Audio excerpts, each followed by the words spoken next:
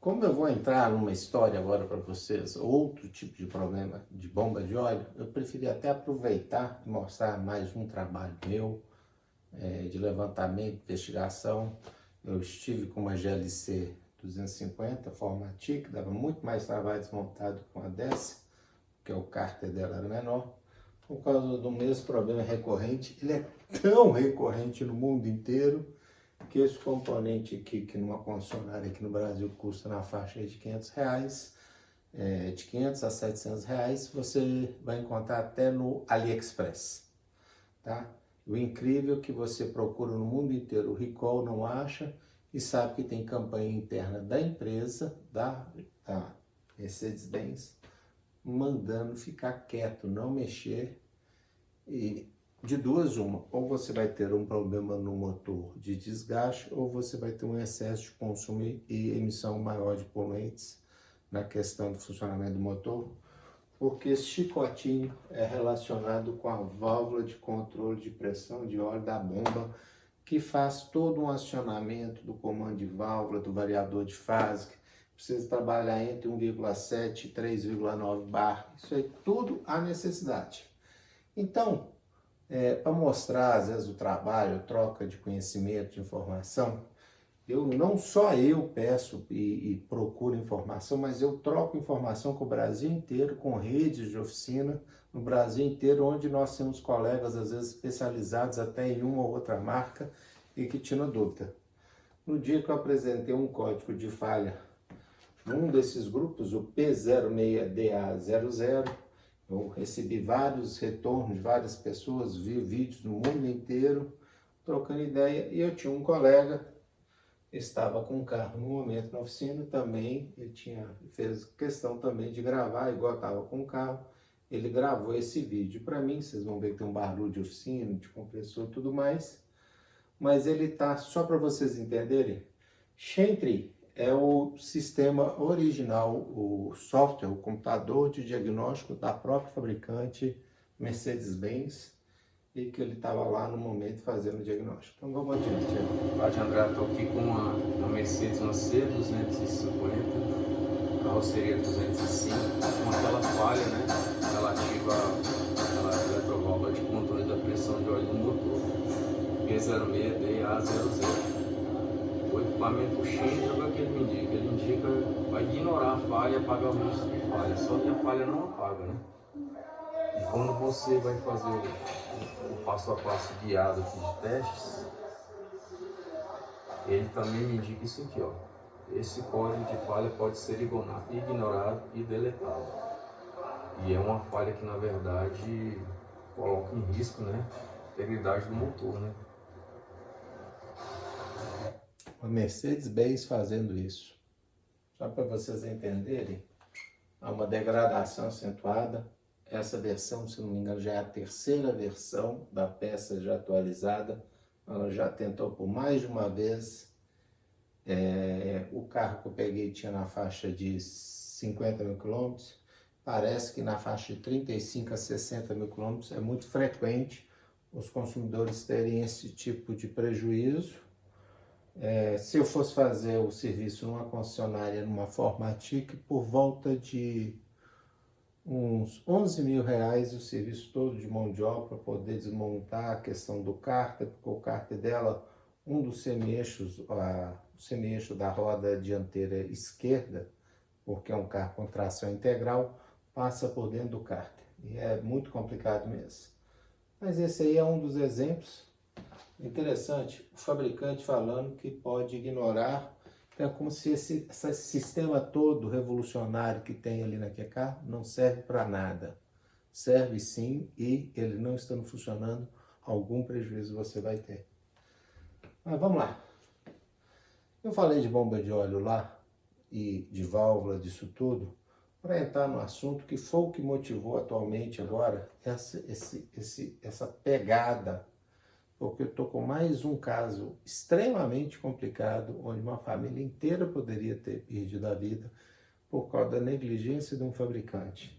Vocês, depois eu vou ter oportunidade, convidei o engenheiro que é dono desse carro para vir aqui para um bate-papo aqui em casa, nós vamos gravar aqui com ele, Mas mostrando aqui para vocês que vira e mexe, aparecem solicitações de vários lugares.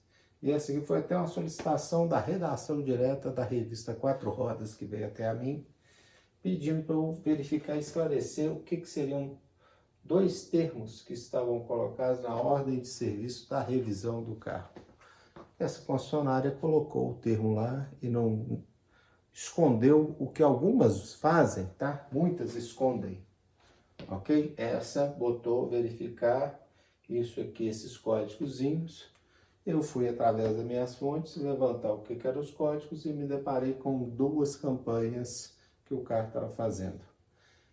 Campanha é o que a gente chama de recall branco, é algo que deveria vir a público, falar, chamar, o quanto antes a pessoa fizesse, resolveria e traria menos risco. Um deles era do sensor de chuva. Eles têm uma forma de retirar a capa ali perto do retrovisor e recolar ele porque ele está soltando e perdendo a capacidade de identificação de chuva. O carro liga automaticamente sozinho o limpador de para-brisa e na hora da chuva poderia não ligar e isso poderia causar um acidente, baixar a visibilidade durante um tempo, até a pessoa que não está acostumado num carro que ele normalmente liga o limpador de para-brisa, faz a variação de velocidade tudo sozinho, ele vai ter que descobrir no carro dele onde que ele vai acionar o limpador de para-brisa. Então, um deles era esse. Outro que me pediram aqui, substituição do trilho de combustível devido a vazamento nos injetores de combustíveis. Olha aqui, ó, substituição do trilho de combustível. Será que vazar gasolina no trilho do rail, dos bicos de injeção direta, que recebem até 200 bar de pressão, não tem risco de incêndio no motor quente? Da onde que alguém inventou que isso não é questão de recall? Essa é uma das revoltas, porque está mais do que claro. O documento está aqui, você manda para o Senacom, o Senacom não faz nada? Está na mídia. Saiu no UOL, saiu no Estado de Minas, saiu em tanto lugar. No Estado de Minas colocaram isso aqui, 4 horas depois tiraram, porque o repórter foi usar a terminologia recall branco. Felicidade dele, né? Porque o Boris é amiguinho do pessoal todo, né? Vamos lá. Então, na mesma época, pintou do vazamento e pintou também o da bomba de óleo. Esse carro tem um problema danado, esse motor chamado GSE 1.3 turbo, também tem 1.0 turbo. Essa tecnologia revolucionária, um motor fantástico, maravilhoso, desenvolve a potência, tudo. Quando ele não dá problema, lindo. Só que há um nível de reclamação de consumo excessivo de óleo fora do normal. É muito mesmo, gente, galera, é muito. Tanto é que o caso que eu vou depois demonstrar para vocês, carro com 4.500 km, teve uma falha que quase matou a família toda, e eu vou explicar tecnicamente, nas entrelinhas, o que o baixo nível de óleo dentro do motor vai acarretar para o funcionamento dele. Não é só de desgaste, não. É do funcionamento normal que o carro perdeu potência durante a ultrapassagem. Mas, voltando à questão do recall do trilho de combustível, não é vazamento devido do injetor.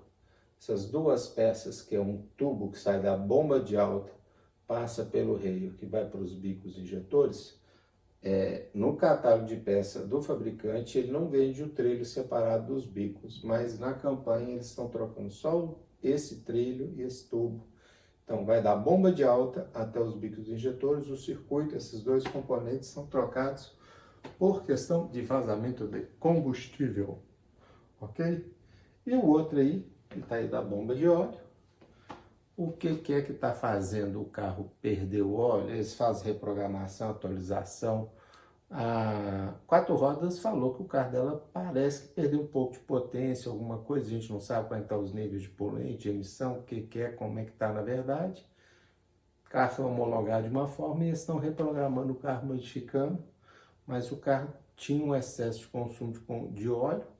Eles ainda não sabem, alguns falam que o carro permanece mesmo depois da atualização, e eles falavam que isso aqui iria envolver só 2% dos carros. E falar que era um Ranger muito pequeno. Esse aqui foi mais de ano. Todos os carros, o primeiro ano de fabricação inteiro, teve vazamento de combustível, está trocando o rei. Esse aqui, eles falam que é uns 4 meses só de produção. O caso do engenheiro que vai vir aqui bater o papo, está dentro desse rancho, está dentro dessa faixa. Mas vocês vão tirar as conclusões pelo relato dele mesmo. Se um probleminha de bomba de óleo pode ou não matar uma família. Mas nessa linha de raciocínio, a gente vem combatendo as desinformações ou as mentiras. E outro dia mesmo nós tivemos uma vitória. No Instagram, aquele vídeo dele falando que recall não tem relação. Como nós mandamos para o Instagram as cópias do que está no Código de Defesa do Consumidor, eles excluíram o vídeo do senhor Boris do ar. E tá aí, ó, longa duração, aquela história que eu falei para vocês, parou de queimar óleo, ok? O carro deles também, lá na 4 rodas, teve um problema. Mas vamos para mais uma vez, porque a gente ficou batendo na tecla, botando na mídia, botando no Instagram, botando no Telegram, botando no Facebook, botando no YouTube, falando, mostrando os documentos. Vários repórteres replicaram as matérias, divulgaram os documentos, mostraram para o público, fizeram o papel de alertar as pessoas a procurarem as concessionárias, algo que nem o fabricante nem o Senacom fez. E aí a resposta que ele vem nos dando em função disso. Não é? Mas se todos os carros têm este mesmo defeito, por que a fábrica não faz um recall?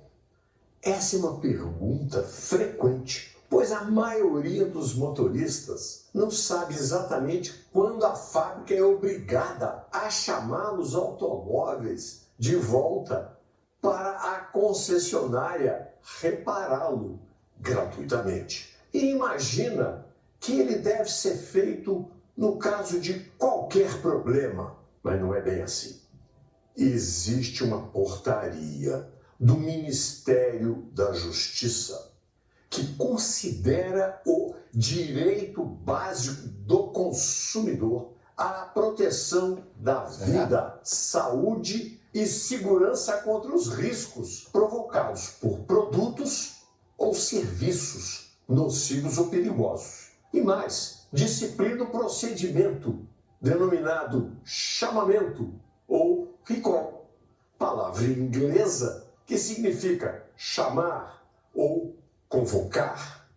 No caso da indústria automobilística, o recall é para que o dono do carro o leve de volta à concessionária para o reparo gratuito do problema, mas só quando o defeito coloque em risco a segurança ou a saúde do consumidor. Ora, a confusão que se faz no, digamos, imaginário coletivo é de a fábrica ter a obrigação de realizar o recall diante de qualquer defeito do automóvel.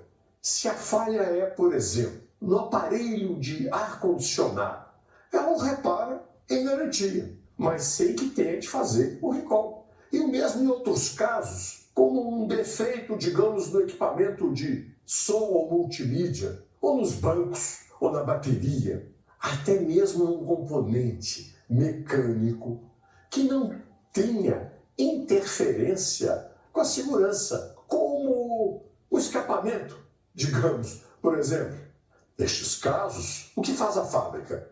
Ela apenas alerta a sua rede de concessionários para que realize o reparo Na surdina, assim que o carro for levado para revisão, ou então a pedido do dono. Mas não tem obrigação de realizar, como no recall, a campanha publicitária de esclarecimento pela imprensa, por telefonemas ou e-mails. A Stellantis enfrentou esse problema recentemente, pois detectou a possibilidade de uma pressão irregular na bomba de óleo de modelos Fiat e Jeep, com motores T200 e T270 do Pulse, Toro, Renegade, Compass e Commander, produzidos entre janeiro e abril deste ano, 2022, e autorizou a troca da bomba se a pressão estiver abaixo da mínima.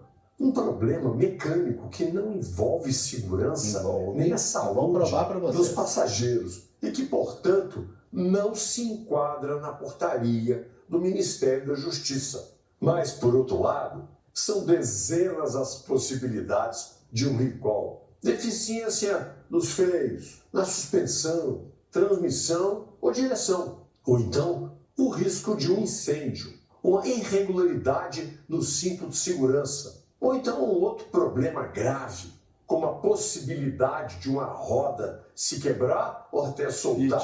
Mas, por outro lado, existe o chamado recall branco, quando ele é feito, como se diz, na moita.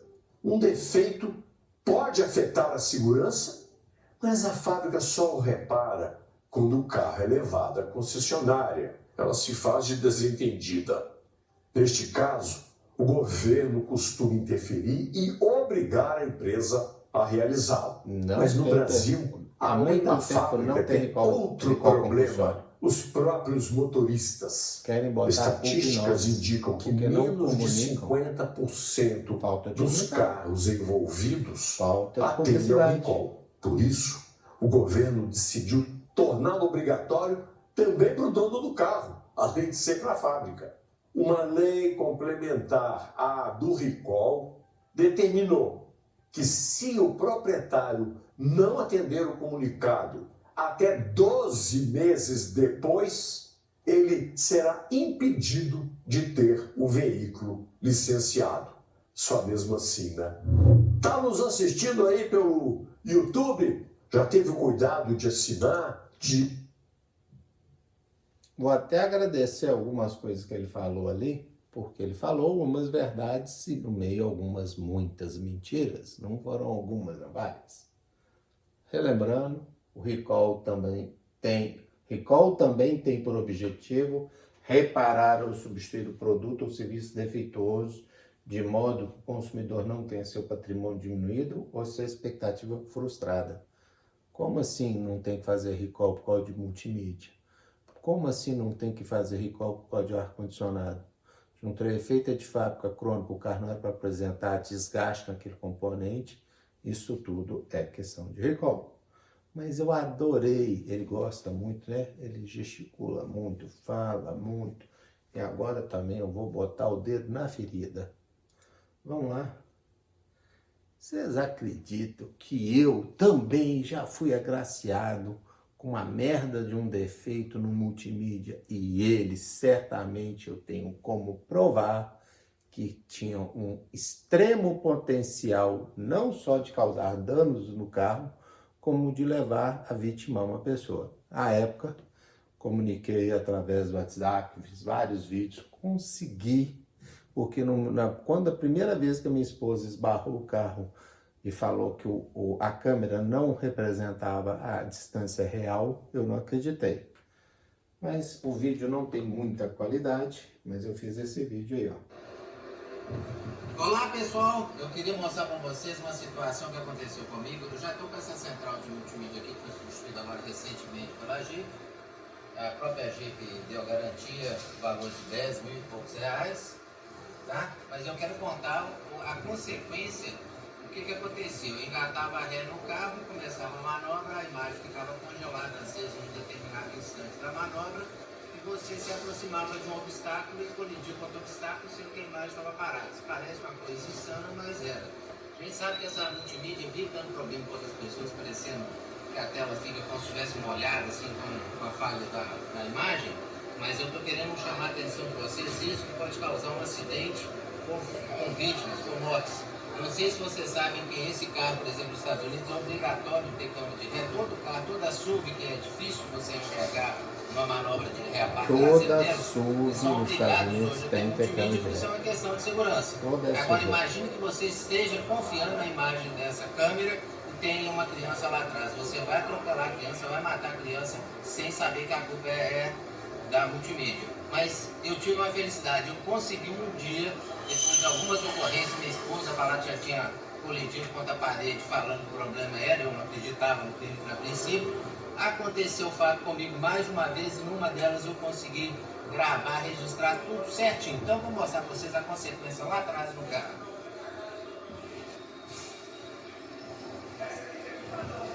Tá aqui, ó, as consequências. Barrou mais de uma vez, bateu, aqui, ó. Chegou a empurrar jogar a moto manete de uma moto aqui, jogar a moto no chão, tive até fazer um martelinho aqui, uns anos aqui, ó, desbarrar o para-choque traseiro, mostrar.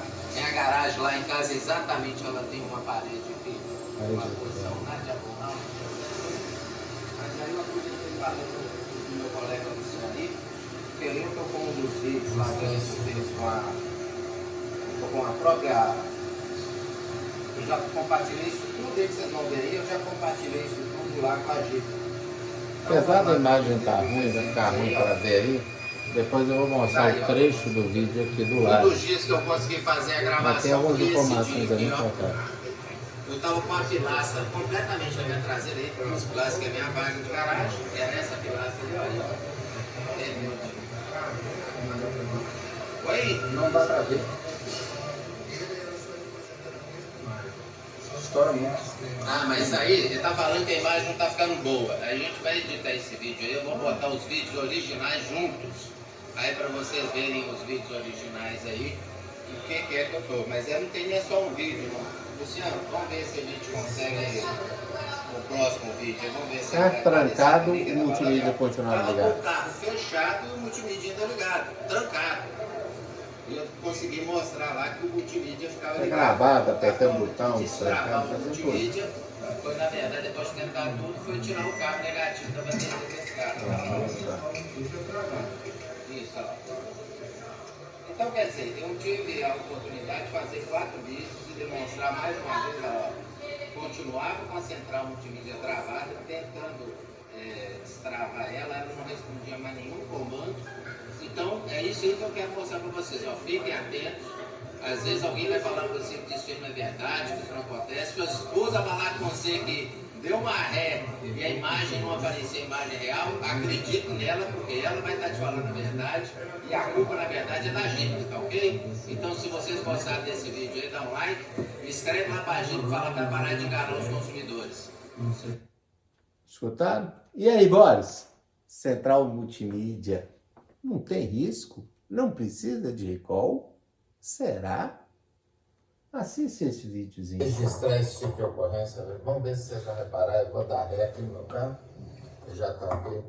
Primeiro ele está com a marcha no D e a câmera travou no resto. Vocês olham lá para trás, já não estou nada. Estava com a pilastra. Nessa posição. Não era essa imagem, na verdade. Travou logo no início da manobra. Agora lá, viu? Ela travou a imagem da hora no início da manobra e eu fiz a manobra inteira e ela só representando a mesma imagem. Se eu confiasse na imagem da tela, eu estava ferrado, né? Estava ferrado ou não estava? E se tivesse uma criança atrás? Se tivesse uma pessoa de baixa estatura atrás?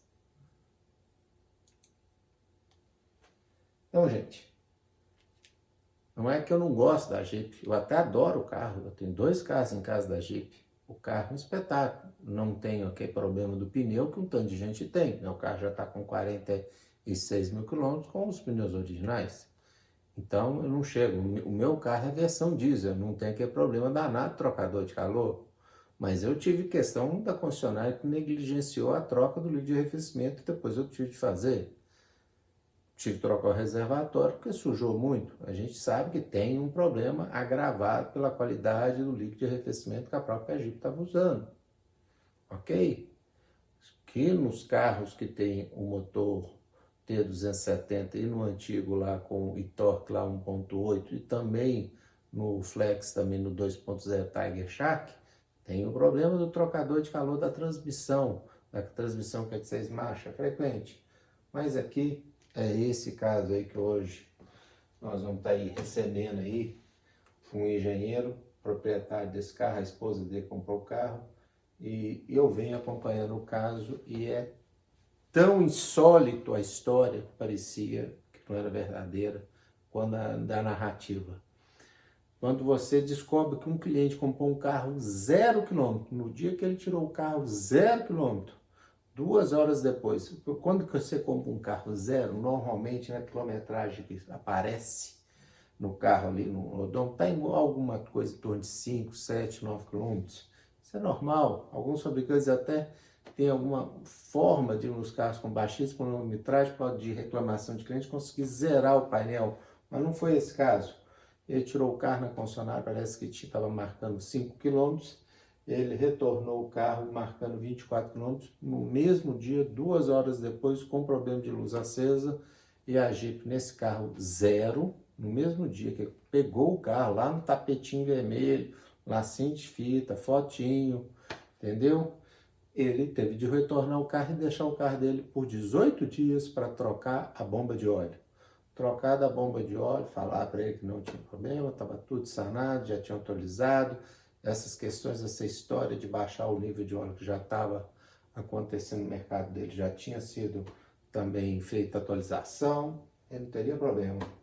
Só que ele saiu para viajar com a família toda, por uma questão de um encontro de família, com 4.534 quilômetros no dia 1 de 6 de 2022, ele entrou com o carro na concessionária, porque o carro foi rebocado e quase matou ele na estrada. Durante uma ultrapassagem, um caminhão bitrem, próximo, já na hora que ele já estava quase ao lado da cabine do caminhão bitrem, que deu porque estava acelerando, tendo potência no carro, o carro dele de repente perdeu a potência inteira, murchou, o motor não respondeu, não adiantou, não continuou gerando a potência que ele esperava. E imagina o desespero de uma pessoa com toda a sua família dentro do carro, tendo que esperar a própria inércia do carro que foi perdendo a velocidade e o caminhão passando para ele, para depois tentar ver se conseguiria entrar atrás do caminhão, isso na 262, pista simples, não pista duplicada. Se teria outros carros atrás desse caminhão e ainda vindo um outro caminhão no sentido contrário, para ver se daria tempo dele fazer essa manobra toda e não ter um acidente. Fato é que ele teve uma descarga de adrenalina na hora lá e tudo, depois ele conseguiu conduzir o carro até um posto e é uma das explicações que eu vou fazer. Eu fui lá ver o carro tinha 28 dias nesse dia que eu fotografei, a concessionária parece que não queria fazer diagnóstico, nada, fez a desmontagem mais mínima e básica, não havia nenhum dano nos casquilhos inferiores, mas certamente se houve uma falha de lubrificação, poderia ter causado um problema lá em cima. Mas eu até acredito que não tenha ocorrido uma degradação do motor em função de falta de lubrificação. O que acontece é que aqui embaixo, onde fica aqui que está a bomba de óleo, ela tem um elemento que a gente chama de sugador, que é o pescador de óleo. É um tubo com uma peneira, onde que tem um nível mais baixo e normalmente a bomba de óleo quase que trabalha, quase que afogada. O nível de óleo no carro, a bomba está um pouco acima, assim, já o óleo até entraria naturalmente só pelo um volume normal. Mas o volume vai abaixando, vai abaixando, vai abaixando, vai abaixando. Esses carros, como esse, o GSE 1.3 Turbo, ele utiliza o óleo como elemento hidráulico para acionamento do tal do sistema multi-air das válvulas, né, da variação abrupta lá, toda forma tecnológica que consegue fazer esse ganho de potência, esse desempenho de 127 cavalos por cilindrada cúbica, né? Cada 1 litro do carro desenvolve uma potência fantástica. Então, 1.3, ele desenvolve lá os 185 cavalos em função de toda essa tecnologia maravilhosa que ele tem. Mas vamos lá, na hora dele sugar o óleo que está ali embaixo e mandar para esses elementos, se o óleo vai baixando, vai baixando, vai baixando e chega no limite de encontro ali da entrada do óleo para o pescador, é como se eu estivesse chupando um canudinho e começasse a vir o finalzinho do copo, parte líquido, parte gás. O ar ou o gás que estiver ali dentro, o ar dentro do motor, vai começar a ser aspirado juntamente com o óleo do motor. Então, a fração desse óleo, desse ar que entrar para dentro do circuito de lubrificação, vai airar, vai criar bolhas. E o óleo, para ter a função hidráulica, é um elemento que a gente tem que considerar ele com baixa compressividade. O óleo tem um elemento baixa compressividade. E se ele captar o ar e ele ficar espumado, cheio de ar lá, airado, ele vai passar a ser compressivo. E na hora que ele tem que fazer um trabalho hidráulico de acionamento de válvula, ele vai comprimir, não vai acionar a válvula. A energia vai servir para compressão e não para deslocamento do elemento. Nessa hora, um carro GSE, que lá na faixa agora ele falava por volta de 3.300 giros, momento de acionamento de amplitude máxima de trabalho efetivo do sistema multi-air para ganho de potência do carro. Simplesmente, ele não teve isso. Ok? E a solução da fábrica agora não é trocar a bomba de óleo que já foi trocada, não abrir nada, simplesmente falar que é trocar o motor. A gente sabe que o carro que teve motor trocado tem um estímulo de mercado de perda de valor já grande.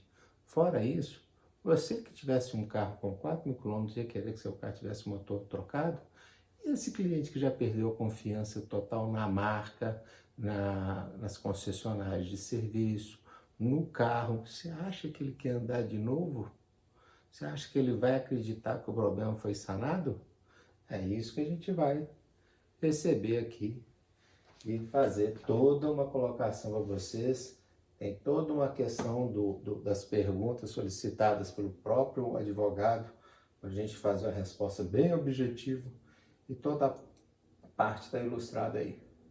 Então, vamos receber, e depois eu vou editar o vídeo aí já com a entrevista com o engenheiro mecânico, Eduardo Fernandes de Oliveira, devidamente registrado o CREA. Depois nós vamos fazer aí a entrevista com o advogado dele, que é especializado nessa parte aí de ações contra montadores. Ele já tem outros casos aí todos, pipocando aí toda hora, problema também da transmissão desses casos aí com o trocador de calor. E entra na parte boa.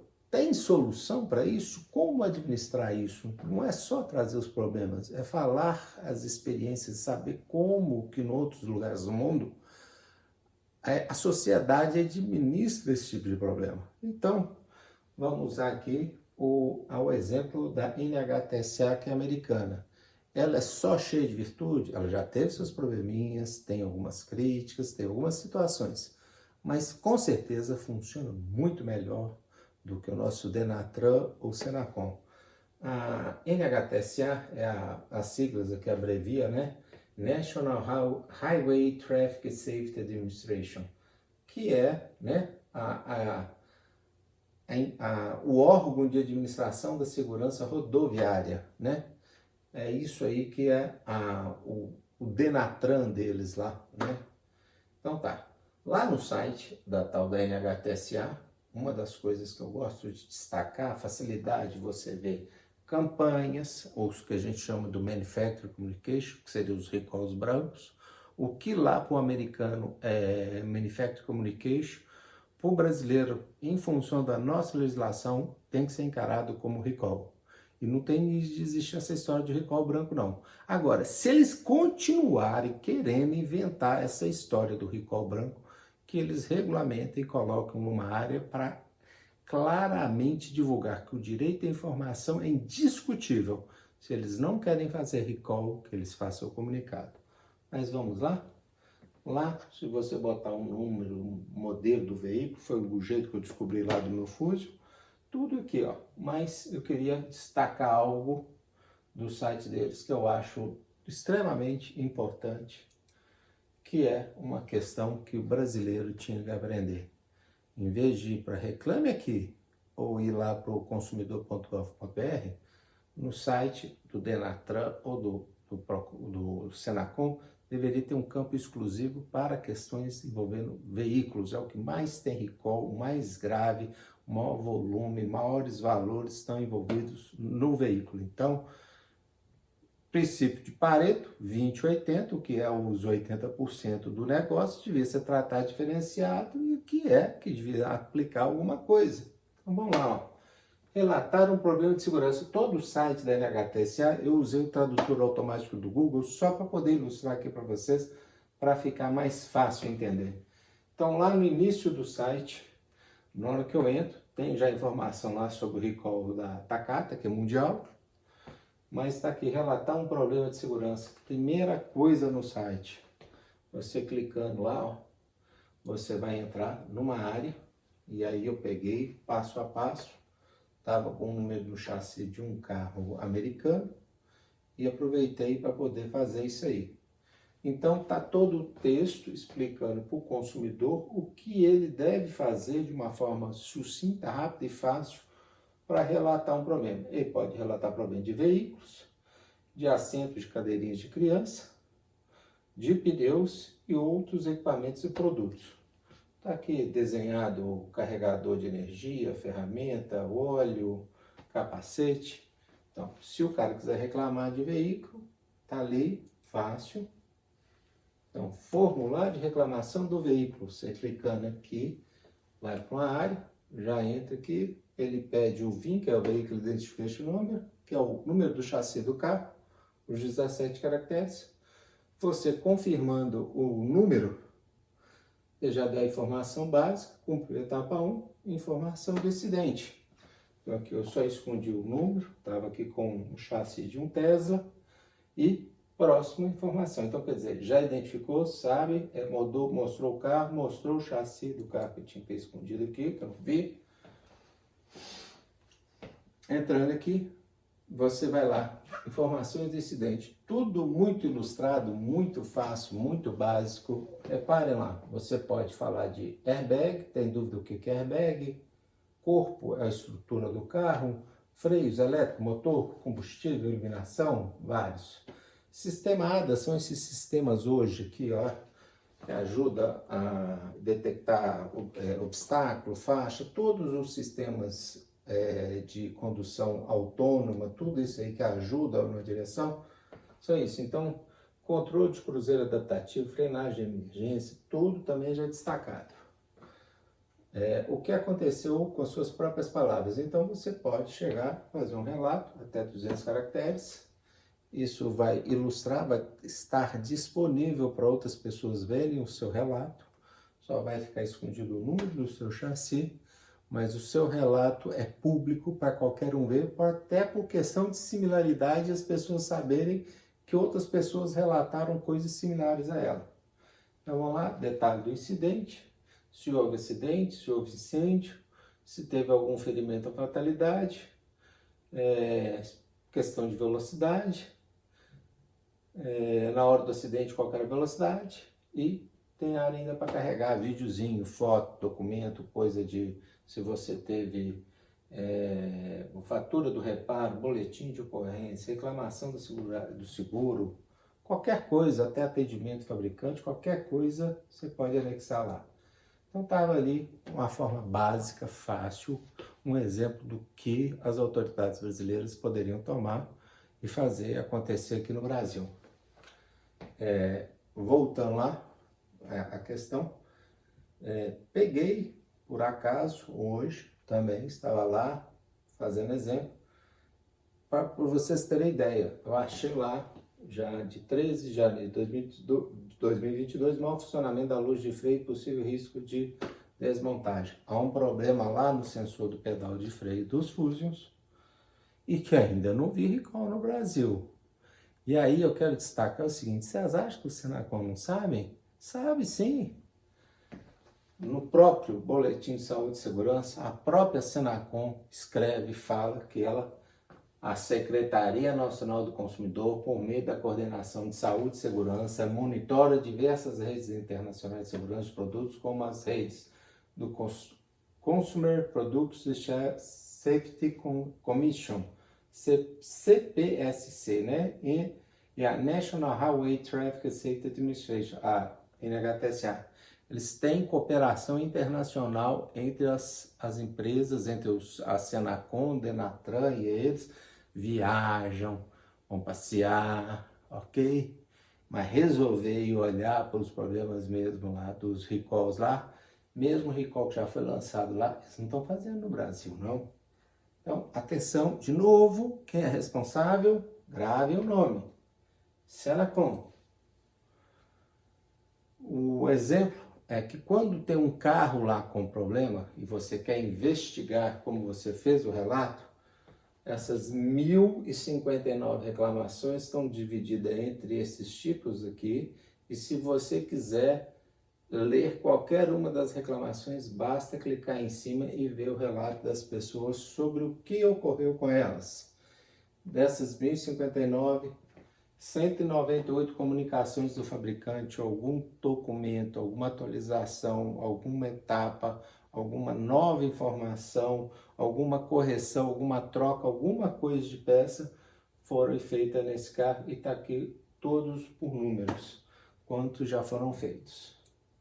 Então, estão chegando aí de novo para relatar e falar disso aqui, ó, a Secretaria Nacional do Consumidor, Senacom, criada pelo Decreto 7.738, de 28 de maio de 2012, integra o Ministério da Justiça e Segurança Pública e tem suas atribuições estabelecidas no artigo 106 do Código de Defesa do Consumidor, no artigo 3º do Decreto número 2.181 de 97. A atuação da Senacom concentra-se no planejamento, elaboração, coordenação e execução da Política Nacional de Relação de Consumo, com o objetivo de: primeiro, garantir a proteção do exercício dos direitos dos consumidores. Segundo, promover a harmonização nas relações dos consumidores. Terceiro, incentivar a integração e atuação conjunta dos membros do SNDC, que é o Sistema Nacional de Defesa do Consumidor. E quarto, participar de organismos, fóruns, comissões e comitês nacionais e internacionais que tratem da proteção e defesa do consumidor ou de assuntos de interesse do consumidor, dentre outros. Se ela faz isso, como até hoje o problema do Power Shift está aí no mercado. Se lá nos Estados Unidos a Ford teve de oferecer um acordo para a justiça para poder acabar com a ação na justiça de todos os consumidores, mas ela está indenizando, ela estava retirando os carros do mercado. E aqui no Brasil, por exemplo, o carro que é da minha esposa, que ela me pagou, ela pegou e devolveu esse carro para o mercado através de uma empresa de leilão, falando que na hora de leiloar o carro, fala que não tem direito a garantia, não mais nada. Mas ela está botando outra família em risco. Ela sabe disso. Leiam lá o Mother Jones, vocês vão ver, ela não está preocupada com a saúde e segurança das pessoas. É por isso que a sociedade civil precisa que a Senacom faça o trabalho dela. Ela tem que proteger os consumidores, porque as empresas não pensam em nós. Leiam, se informem. A informação é a base para ter a inteligência e tomar as atitudes e as ações corretas. Se vocês do Senacom nunca leram a Mother Jones Magazine sobre o Ford Pinto, tá na hora. Vamos lá? Procon de São Paulo multa a Ford em 10 milhões por queixas ligadas ao campo Power Shift. Uai, o Procon, que é embaixo da cadeia do Senacom, tem mais força e fez uma ação. O que o Procon achou sobre o Power Shift que a Senacom não achou? E como assim só multa? Se saiu multa, porque tinha alguma coisa de errado. Se vai ter de errado, não era para tirar o produto do mercado. Não, qual que é o problema? Por que multou? Aí, vamos fazer uma reunião?